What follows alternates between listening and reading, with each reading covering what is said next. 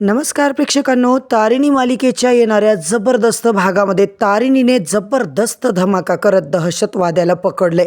इकडे मात्र प्रेक्षकांनो, जेजेने मात्र अक्षरशः तिचे खबरी कामाला लावले आणि तारिणीचा पत्ता काढलाय। आता मात्र खरंच तारिणीवर मोठा हल्ला होणार का? एका बाजूला तारिणी देश वाचवण्यासाठी जीवाची बाजू लावते, तर एका बाजूला जेजे मात्र अक्षरशः तारिणी कुठे गेली याचा शोध घेण्यामध्ये मग्न आहे। होय मित्रांनो, मालिकेच्या आजच्या भागात तारिणीने देशासाठी सुरू केलेलं मिशन, त्याच्यामध्ये एक खूप मोठं पाऊल तिने उचललेलं असतं। एका दहशतवाद्याला तारिणीने बरोबर आपल्या जाळ्यात अडकवून पकडलेलं असतं आणि त्याच्याकडून देशावर येणाऱ्याच्या संकटाची जी काही महत्त्वाची माहिती आहे ती मात्र आता कसून चौकशी करून सगळी काढून घेतलेली असते। तारिणीला त्या दहशतवाद्याची नस मात्र चांगली माहिती आहे, त्यामुळे त्याच्याकडून सत्य बाहेर कसं काढायचं, कसं वदवून घ्यायचं याची तयारी मात्र तिने अगदी तोंडपाठ करून ठेवलेली असते। होय प्रेक्षकांनो, इकडे तारिणीसाठी परिस्थिती गंभीर झालेली असते, कारण तारिणी ज्या मिशनवर गेली त्याचाच आता इकडे माग काढण्यासाठी जेजेने मात्र सगळी आपली सूत्र कामाला लावलेली असतात। इकडे आपण पाहतोय प्रेक्षकांनो, तारिणीने स्वतःच्या जीवाची बाजी लावून त्या सलमा नावाच्या अतिरेकी बाईला मात्र पकडलेलं असतं। अशी काही झडकून तिची आता मोकळी केली आहे ना, तिला 3rd डिग्री द्यायला सुरुवात केली आहे आणि जो काही दहशतवादी आता पकडला गेलाय त्याच्याकडून बरोबर सत्य वदवून घ्यायची तयारी मात्र तारिणीने आता दाखवलेली असते। प्रेक्षकांनो, इकडे मात्र गुलाबला सुद्धा तारिणीने जबरदस्त पद्धतीने चांगलं आवळून घेतलं होतं। प्रत्येक गुंडाईची आता तारिणी कशी धुलाई करते हे तर आधीसुद्धा आपण बघितलंय आणि आता मात्र जेव्हा वाघा बॉर्डरला, अटारी बॉर्डरला तारिणी जाते तिकडे जबरदस्त गोष्टी घडल्या आणि त्यानंतर मात्र आता काय काय घडलं ते म्हणजे जेजेचं कारस्थान। जेजेने मात्र प्रेक्षकांनो जबरदस्त पद्धतीने आता इकडे खूप मोठा धमाका केलाय। केदार काही सांगत नाहीये म्हणून बरोबर त्याने आता टीमकडून वदवून घेण्याचा प्रयत्न केला आहे। टीमही काही सांगत नाही आहे, मग आता जेजेने तिचे खबरी कामाला लावले। तारिणीची खबर मात्र फायनली तिला मिळालेली असते। इकडे मात्र प्रेक्षकांनो आपण काय पाहतोय तर शेखर सरांकडूनच आता मिशन तिरंगाची बातमी मात्र लीक झालेली आपल्याला पाहायला मिळते, कारण शेखरनेच कौशिकीला आता अपडेट दिले की तारिणी एका सिक्रेट मिशनवरती गेली आहे आणि तारिणी अमृतसरमध्ये आमच्या एका खबरीने तिला बघितले। त्यानंतर मात्र मालिका एका वेगळ्याच टर्निंग पॉईंटला प्रेक्षकांनो जाताना आपण पाहतोय। तर आजचा भाग खूप इंटरेस्टिंग असा दाखवला आहे, शेवटपर्यंत नक्की बघा। चॅनलवरती नवीन असाल तर चॅनलला सबस्क्राईब करा, व्हिडिओला लाईक करा। इकडे खांडेकरांच्या घरामध्ये भलताच ड्रामा मात्र आपल्याला पाहायला मिळालाय। तारिणी मोठ्या सुनेची जबाबदारी घेत नाहीये, तर निशी मात्र पुढे पुढे पुढे करून गुरुजी मीच पूजेला बसणार, मीच सगळं करणार असं म्हणून आता समोर जाते आणि पद्मिनी सुद्धा आता निशिताची तारीफ करते। इकडे मात्र ओजी खांडेकर तू नाही आहेस रे, तू आता ओजी खांडेकर नाही आहेस ना हेल्पर, मग तुला पूजा करण्याचा अधिकार नाहीये। गुरुजी तुम्हीच सांगा, आता तुम्ही जे सांगितलं ते मी सगळं करणार आहे असं निशी जेव्हा बोलते, गुरुजी म्हणतात काहीच हरकत नाही, पण पूजेच्या पहिल्या वेळेस तुम्हाला काही खायला चालणार नाहीये। तेव्हा निशिता मात्र उठून उभी राहते, मी तर ब्रेड जाम खाल्लाय ना आणि 4-5 आलूचे पराठे पण खाल्ले, ज्यूस पण पिला। चेतना काकू सुद्धा सगळं सांगून टाकते प्रेक्षकांनो की अजून 2 कचोऱ्याही खाल्ल्यात आमच्या निशीने आय गेस अजून काही खाल्लंय का? निशी मात्र बनते हो मी वेफर सुद्धा खाल्ले। प्रेक्षकांनो, इकडे मात्र निशिता मूर्ख बनली आहे। फक्त 2 तास झाले सकाळचे आणि इतकं तू सगळं खाल्लं? निशीची सगळ्या घरच्यांसमोर गुरुजींनी चांगली आता फोत्रीच केलेली असते प्रेक्षकांनो। आणि इकडे मात्र आपण पाहतोय तारिणी मात्र अमृतसर फिरत असते, रिक्षा, आजूबाजूच्या गोष्टी सगळं ती एन्जॉय करते। ज्या रेल्वे स्टेशनला ती गेली तिथे सुद्धा आता वेगळं क्राऊड दिसतो, सगळं कॉस्मो आता तिला पब्लिक दिसते आणि इकडे ट्रेन सगळ्या एकदम वेगळ्या काहीतरी लांब लचक मेट्रो सारख्या। तारिणीला खरं तर हे सगळं बघून आता आनंद होतो, ती बारीक आता निरीक्षण करत असते। एका जागेवर जाऊन बसते आणि म्हणते आजी मुझे बताइए अभी ये ट्रेन अटारी जाएगी ना? ते म्हणतात हो ग, ही ट्रेन अटारीला जाईल। खरं म्हटलं तर अटारी हे आपल्या देशातलं शेवटचं रेल्वे स्टेशन, त्यानंतर पाकिस्तान लागतो ना, आपला शत्रू येतो आणि इथे अटारी बॉर्डर आहे ना, तिथे खूप साऱ्या गोष्टी चालत असतात आणि इतकं सुंदर व्ह्यू आहे ना, एक स्टेशन जातं आणि आमच्या अमृतसरला आता खूप चांगल्या गोष्टी आहे। पहिली गोष्ट म्हणजे अटारी बॉर्डर, त्यानंतर गोल्डन टेम्पल, सगळ्यांना आवडतं। आता तारिणी त्या बाईसोबत मस्त गप्पा करत असते आणि सगळ्या गोष्टींचं बारीक निरीक्षण दर्शनही करत असते. पुढे पुढे जशी ट्रेन झाली तेव्हा मात्र आता आपल्या देशाची जी बाजू आहे प्रेक्षकांनो, ती मात्र तिला आता शेवटचं आता स्टेशन आहे हे मात्र ऐकल्यानंतर तारिणी म्हणते अच्छा. नंतर त्या स्टेशनवरती उतरते आणि तिला आठवतं की पूर्वी जेव्हा इकडे वॉर झाला होता, काय काय झालं सगळ्या आठवणी तारिणीला आता ती सांगत असते. कोणीतरी आता इथं श्वास गुदमरतोय, कोणाचं तरी काहीतरी होतंय आणि तो पाजी मात्र सांगायला लागतात. कसं आहे माहिती आहे का, इथे खूप साऱ्या गोष्टी घडल्या, महत्त्वाचं म्हणजे इथे खूप सारे लोक मेले. तुला आता वाटत असेल हेवी इथे फील होत असेल ना, पण आता इथे कसं आहे, इथे सगळ्यांची आत्मा भटकतात, सगळ्यांचा जीव इथे गेलाय ना, म्हणूनच तारिणी तुला वाटत असेल. पण आता ते पाजी मात्र तिला बाय करतात आणि निघून जातात. तारिणी तिचा पुढचा प्रवास सुरू करते.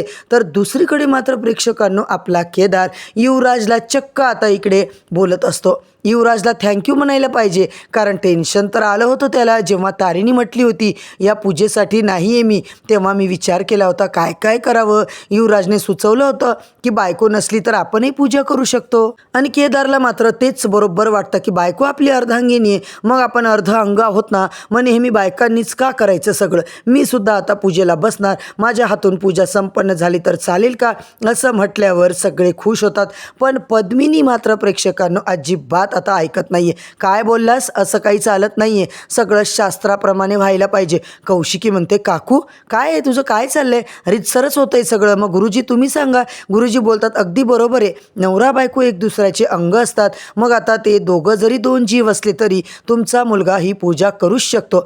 आता मात्र त्याने उपवास धरायला पाहिजे. युवराज म्हणतो मी पाणी सुद्धा पिलेलं नाहीये गुरुजी. मग गुरुजी म्हणतात चला तुम्ही बिंदास्त पूजेला बसा, तुमच्या बायकोचं राहिलेलं अर्धवट व्रत उद्यापन तुम्ही करू शकता. केदारने लगेच आता पूजेचं सगळं चालू केलेलं असतं. टोपी घालतो आणि पूजेला सुरुवात होते. प्रेक्षकांनो जबरदस्त पद्धतीने तारिणी मात्र अटारी बॉर्डरवरून सगळं एन्जॉय करत असते. सगळं ती काय काय लिहिलंय, कुठे काय सगळं बघत असते, आणि तेव्हाच तारिणीच्या मागे कुणीतरी तिचा पाठलाग करतोय असं तिला जाणवतं. तारिणीसुद्धा त्यांचा पाठलाग सुरू करते. एका गार्डनमध्ये ते जातात. इकडे तिकडे बघताना तो माणूस मात्र गायब. तारिणी म्हणते नक्कीच कोणीतरी माझा पाठलाग करतंय. तारिणी परत आजूबाजूला शोधते. प्रेक्षकांनो परत ती व्यक्ती गायब. आता मात्र सर आलेले असतात. जय हिंद सर, आपण कसे भेटलो, काय सगळं त्यांचं चर्चा चालू असते. तारिणी तुझ्याशी महत्त्वाचं बोलायचे, चल ऑफिसर आपण आता पुढे जाऊन बोलू. दुसऱ्या लोकेशनवरती ते जातात आणि तिकडे दुसरीकडे खांडेकरांच्या घरात केदारने छानपैकी पूजा केलेली असते. सगळ्यांना प्रसाद दिलेला असतो. गुरुजी म्हणतात आता खऱ्या अर्थाने पूजा झाली आहे. कौशिकी केदारच्या जवळ जाते. केदार मला सांग तारिणीशी काही कॉन्टॅक्ट. तेव्हा केदार म्हणतो नाही ताई, तिच्या मैत्रिणीचा आता नंबर माझ्याकडे होता पण तोही लागत नाही आहे. केदार म्हणतो ताई तू काळजी करू नको, तारिणीने मला सांगितलं होतं ती कुठेही जाणार आहे ना तिकडे नेटवर्कचा इश्यू असणार आहे, म्हणूनच कॉन्टॅक्ट होत नाही आहे. कौशिकी म्हणते मग आपण एक काम करायचं का, मला खरं तर भीती वाटते. 3 दिवस झाले तारिणीवर कुठलं संकट तर नाही आलं ना, म्हणून आपण पोलिसात कंप्लेंट करू. केदार मात्र काहीच बोलत नाही आहे. पटकन गुरुजींकडे तो जातो आणि गुरुजी मात्र त्याला आता कलशाला एकदा डाव्या हाताला एकदा उजव्या बाजूला आता सरकवून तुम्ही आता कलशाला डोकं लावू शकता. केदार लगेच पूजा चालू करतो. कलश हातात घेतो आणि डोक्याला घेऊन नमस्कार करून फायनली उद्यापन पूर्ण करतो. तारिणी प्रेक्षकांनो इकडे तिच्या सराबरोबर ऑफिसमध्ये एंट्री करते आणि ते मात्र आता तिथे बोलतात. तारिणी तुला माहिती आहे का, इथे बोलवायचं कारण म्हणजे तू ज्या मिशनसाठी आली आहेस त्याच्यामध्ये आर्मीसुद्धा तुला सपोर्ट करणार आहे. त्यांच्या सपोर्टमुळे खूप गोष्टी तुला इझी होतील.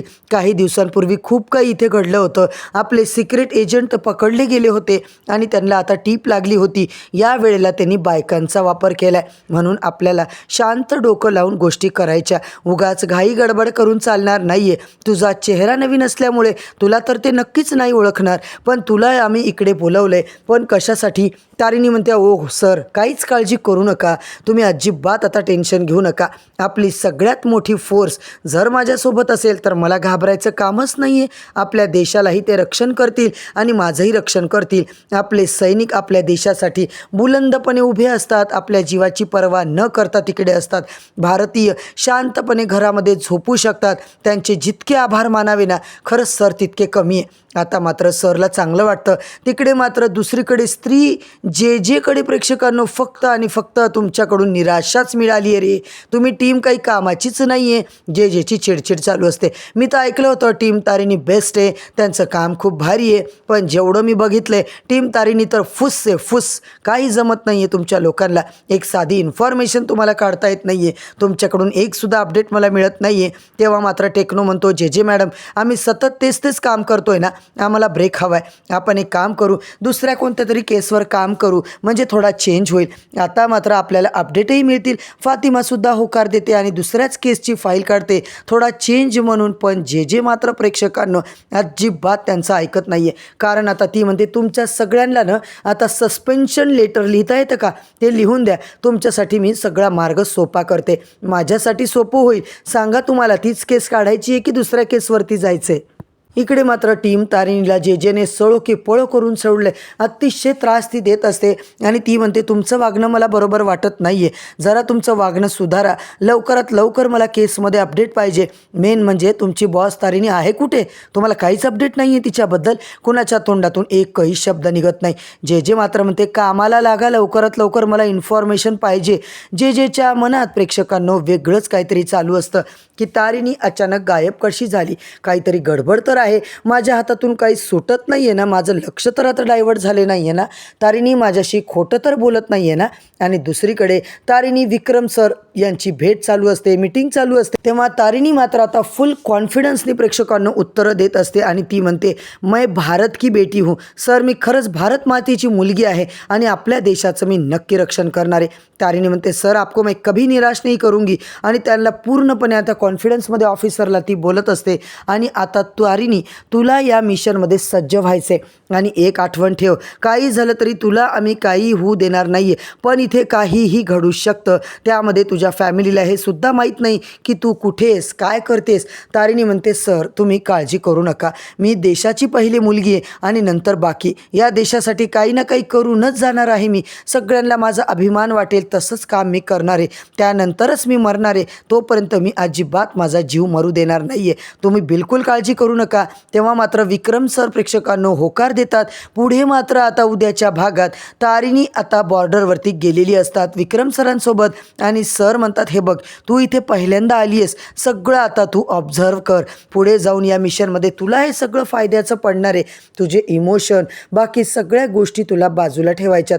फक्त देशसेवा करायची आहे. त्यासाठी तुझ्यामध्ये फक्त लढण्याची वृत्ती असायला पाहिजे. इथे आपल्याला फक्त आणि फक्त देशासाठी लढायचे, स्वतःचा जीव वाचवायचा आहे. हे तुला आता आठवण ठेवायचे. इथे हरायचं नाही तर लढायचे, मरायचं नाही तर मारायचे असं म्हणून विक्रम सर बोलतात. तारिणी मात्र खुश होते. नंतर तिथल्या त्या ऑफिसरबरोबर ती भेट घेते आणि तिरंग्याला जबरदस्त सॅल्यूट करून वंदन करून तारिणी पुढे सरसावते. प्रेक्षकांनो मग जबरदस्त पद्धतीने मिशन गृहप्रवेश आता जोरदार कामं करत असतं.